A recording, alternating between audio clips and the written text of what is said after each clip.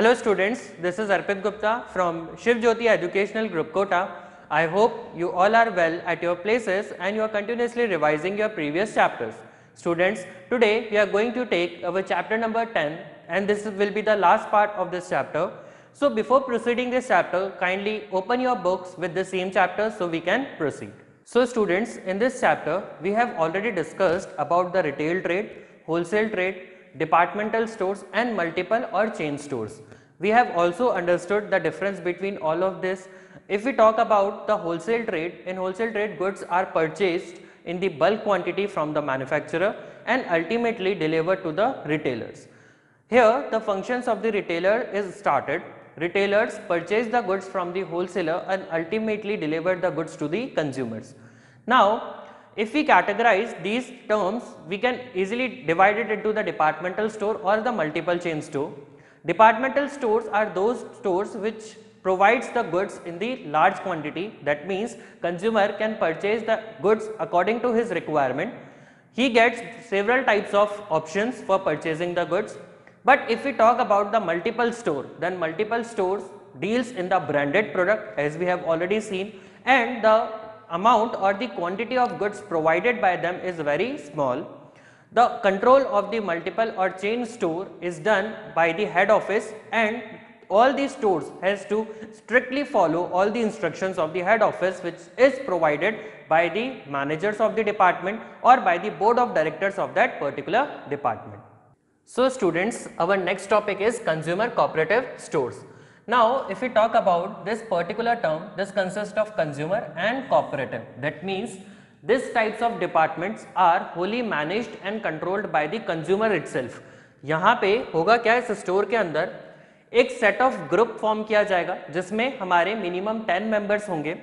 वो 10 मेंबर्स मिलकर एक कमिटी फॉर्म करेंगे और वो कमिटी ही इन टाइप की कोऑपरेटिव सोसाइटीज को रन करेंगी. राइट. तो इसका मतलब गुड्स परचेज करने वाला भी कंज्यूमर और सर्विसेज प्रोवाइड करने वाला भी कंज्यूमर, दोनों ही कौन होंगे, कंज्यूमर्स. ये टाइप की सोसाइटी जो होती हैं ये काम करती है मेंबर्स के वेलफेयर के लिए. दैट मींस यहाँ पे जो ऑब्जेक्टिव होता है वो प्रॉफिट कमाना नहीं होता, रेवेन्यू जनरेट करना भी कुछ लेवल तक हम कहते हैं नहीं होता है, लेकिन काम क्या है, जो कंज्यूमर्स हैं या जो मेंबर्स हैं उनको रीजनेबल अमाउंट्स पे गुड्स और सर्विसेज प्रोवाइड करना. जैसे हम बात करते हैं हमारी बहुत सारी जो महिला उद्योग इस टाइप की सोसाइटीज होती हैं, वो क्या होती हैं, वो भी कंज्यूमर कोऑपरेटिव सोसाइटीज हैं. बेसिकली रन कौन कर रहा है, कंज्यूमर्स ही कर रहे हैं और वहां से जो गुड्स परचेज किए जाएंगे वो भी कंज्यूमर के थ्रू ही किए जाते हैं. राइट. तो बात करते हैं इसमें. देखिए, a consumer cooperative store is an organized, owned and managed or controlled by the consumer themselves. as we have discussed कि यहाँ पे सारा मैनेजमेंट और सारा कंट्रोल किसके हाथ में है, कंज्यूमर्स के हाथ में. जो ऑर्गेनाइजेशंस को चलाएंगे वो भी हमारे जैसे कंज्यूमर्स ही हैं. फॉर एग्जांपल, हम पूरी क्लास मिलकर एक सोसाइटी क्रिएट कर लेते हैं और उसमें क्या करेंगे, जितने भी लोग होंगे उस क्लास के अंदर वो सब उसके मेंबर्स बन जाएंगे. अब आप लोग क्या करने वाले हैं, मंथली बेसिस पे मेंबरशिप फीस पे करेंगे. ठीक है. जब हम कोई भी ऑर्गेनाइजेशन के साथ जुड़ते हैं या किसी भी ऑर्गेनाइजेशन में हम मेंबर बनते हैं तो हमें कुछ मेंबरशिप फीस पे करनी पड़ती है. तो उसी की तरीके से आप मेंबरशिप फीस पे करेंगे और जो हमारी सोसाइटी होगी वो क्या करेगी, गुड्स सेल करेगी. आपने जो मेंबरशिप फीस पे करी उससे मैं गुड्स परचेज करूंगा और उसको मार्केट में सेल करूंगा. जो प्रॉफिट होगा या जो भी हमने रेवेन्यू जनरेट किया होगा वो किस में काम आने वाला है, हम लोगों के वेलफेयर में. मैं ऐसा नहीं बोल रहा कि हमें प्रॉफिट डिस्ट्रीब्यूट हो जाएगा, लेकिन अगर मुझे फंड्स की रिक्वायरमेंट है तो मैं अपने मेंबर्स को, जो हम लोग हैं, हम लोग फंड्स को यूज कर सकते हैं. ठीक है. Next thing is the objective of such a store is to reduce the number of middlemen who increases the cost of the produce. that means यहाँ पे डायरेक्ट इंटरेक्शन होगा कंज्यूमर्स का और कोऑपरेटिव सोसाइटी का, डायरेक्ट इंटरेक्शन होगा. कोई भी middleman जैसे कि एजेंट, कमीशन एजेंट्स, इन लोगों को हम मिडिल में नहीं रखते हैं. बेसिकली होता क्या है, जब मिडिलमैन्स इंक्रीज होते जाते हैं या फिर जो पर्सन्स बीच में काम कर रहे हैं वो इंक्रीज होते जाएंगे तो होगा क्या, उससे हमारी कॉस्ट, जो प्रोडक्ट की कॉस्ट है वो इंक्रीज होती जाएगी. कैसे, ये प्रोडक्ट है मैन्युफैक्चर हुआ 5 रुपीज का. ठीक है. मैंने इसे दिया होलसेलर को, होलसेलर ने अपना प्रॉफिट मार्जिन ऐड किया, ये हो गया 7 रुपीज का. नेक्स्ट रिटेलर ने अपना प्रॉफिट मार्जिन ऐड किया, ये हो गया 9 रुपीज का. उसके बाद ट्रांसपोर्टेशन एजेंसी के चार्जेस जुड़ गए. उसके बाद जो अल्टीमेट पर्सन आप तक वो गुड्स पहुंचा रहा है उसने अपना कमीशन जोड़ लिया, तो ये प्रोडक्ट आप तक पहुंचते पहुंचते फॉर से 15 रुपीज का हो गया। एक्चुअल प्राइस क्या थी 5 रुपीज, कंज्यूमर को कितना पे करा 15 रुपीज। तो ये जो 10 रुपीज का बीच में मार्जिन आ रहा है ये क्या है, वेस्ट है। ये मेरे प्रोडक्ट की कॉस्ट को इंक्रीज कर रहा है। कितना बेटर हो अगर मैं डायरेक्टली मैन्युफैक्चरर से जाकर गुड्स परचेज कर पाऊं, वो प्राइस मेरे को 5 रुपीज की पड़े तो कितना बेटर हो जाए। तो कोऑपरेटिव सोसाइटी इसी चीज के लिए काम करती है कि जितने भी मिडिल मैन से या बीच में जितने भी एजेंट्स जुड़े हुए हैं उनको हम रिमूव कर पाएं, ताकि जो प्रोडक्ट की प्राइस है या प्रोडक्ट की कॉस्ट है वो इंक्रीज ना हो, राइट।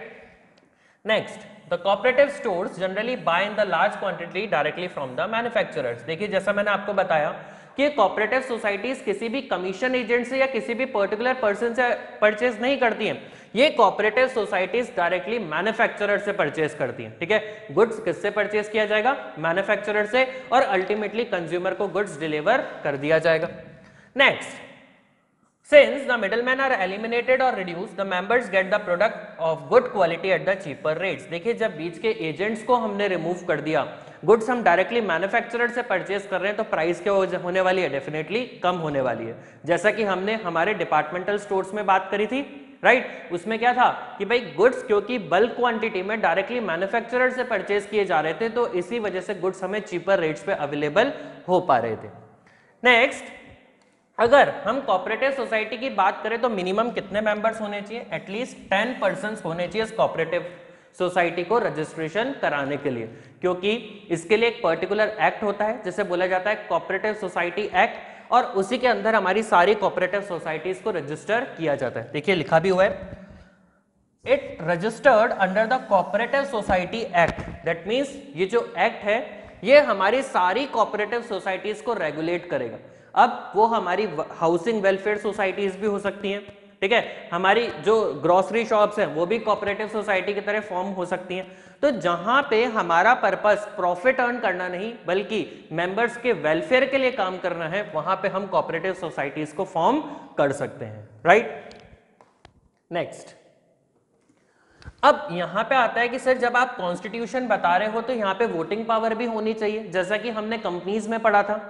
तो यहां पे इररिस्पेक्टिव टू योर कंट्रीब्यूशन, आप कितना भी कंट्रीब्यूशन या मेंबरशिप फीस दे रहे हो, लेकिन हर मेंबर के पास एक ही वोटिंग राइट आता है, राइट। या तो वो उसके अपोजिट में हो सकता है या फेवर में, जो भी डिसीजन लिए जा रहे हैं वो उसका वोट, उस पर्टिकुलर मेंबर का वोट उस पर्टिकुलर इशू के फेवर में भी हो सकता है और अपोजिशन में भी हो सकता है। जैसे हमने कंपनीज में बात करी थी, राइट। जब हम कंपनीज वाला चैप्टर पढ़ रहे थे उसमें हमने बात करी थी कि जैसे जैसे हमारा कॉन्ट्रैक्ट